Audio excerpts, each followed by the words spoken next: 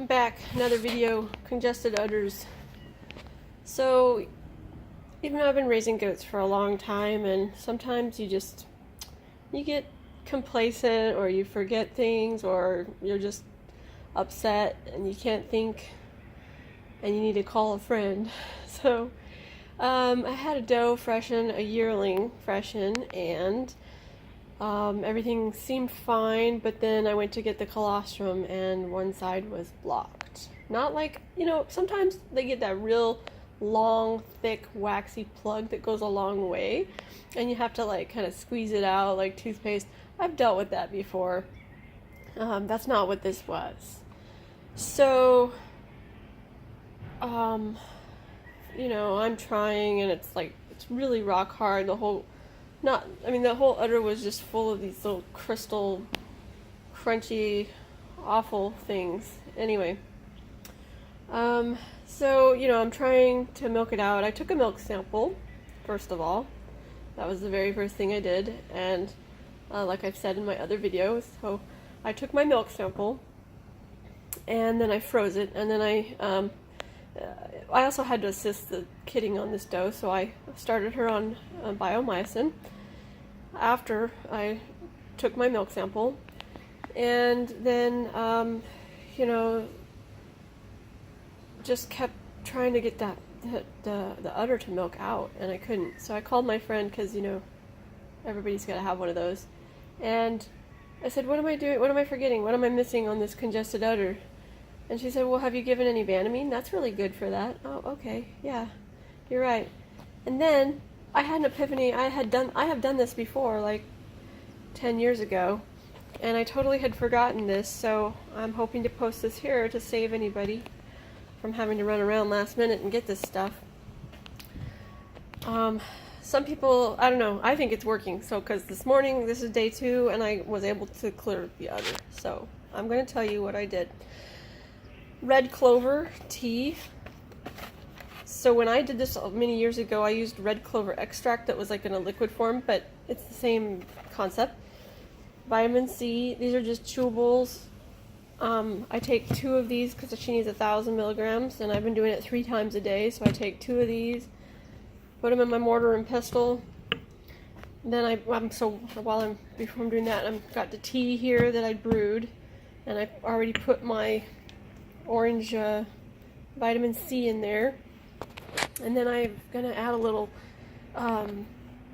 probios powder, and then I will also add a little calcium, just to help with the milk and things like that. Okay, so that's gonna go in my dough 3 times a day orally. I use a drench gun that we all had in my previous video where I talked about equipment.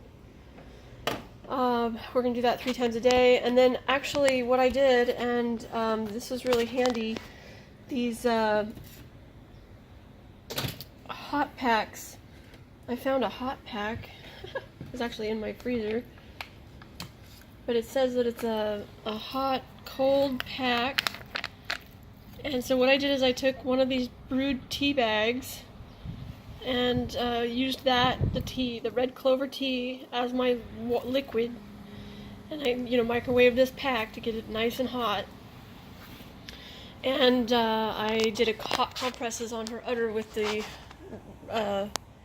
red clover tea. I've done the compresses maybe 3 times, and every time I would do it, I would try to get whatever I could out, but it wasn't really getting out. So finally I had kind of given up, and I got the hot pack pretty hot, and I just held it right on the teat end where I was having the most trouble getting a hard chunk out, and I held it there for maybe about 5 minutes, or 4 minutes, as long as I could. Also, along with the compresses, I'm using these oils, essential oils. And I just mix it in my carrier as just olive oil, because actually olive oil is antimicrobial in itself. So I figured, what the hey, I have it. It's antimicrobial. Peppermint, lavender, oregano, and tea tree. And I did 3 tablespoons of olive oil, to And then I dropped 4 drops of each of these into that 3 tablespoons of oil.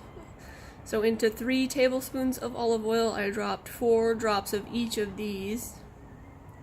Then I mixed it up, and I just rubbed that really, really hard all up in under her flank and up around the udder and up everywhere. Just really massaged it in pretty aggressively, and just really slathered the oil on, like just made her all oily. And then on top of the oils, then I went back and I did another heat compress on top of that.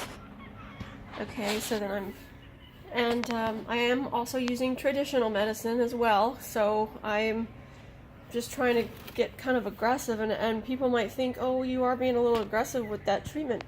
Well, I would like to save her udder with no scar tissue. You know, I would like to maybe show her someday. And if you can get ahead of it, you're gonna win. So just be a little aggressive. Sometimes you have to think outside the box. Sometimes you have to use multiple prong approaches. Like I said, I am using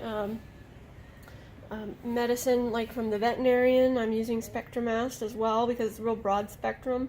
I typically don't like to use intramammary tubes before I know the results of my cultures. However, in this case, I needed to act quickly because like I couldn't get any milk out and she was going to either dry up or lose the half of the udder. So I had to do something quickly. So I just went ahead. Spectrumast is really broad spectrum. And then Banamine for the inflammation and any and I think the Banamine really helped. And then orally, the vitamin C and red clover tea I think is a good one. I've used it, like I said, I kind of forgot that I had, but I've used it in the past. It seems to be my tried and true. So I take 1,000 milligrams of chewable vitamin C's 3 times a day. Red clover tea, 1 bag, brewed in a little bit of water, 3 times a day as well. And I just mix a little probios in there just to make it taste better. And they seem to like it well enough.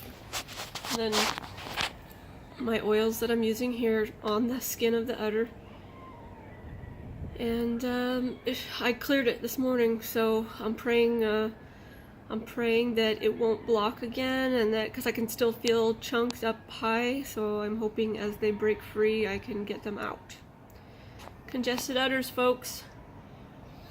Something to keep us on our toes.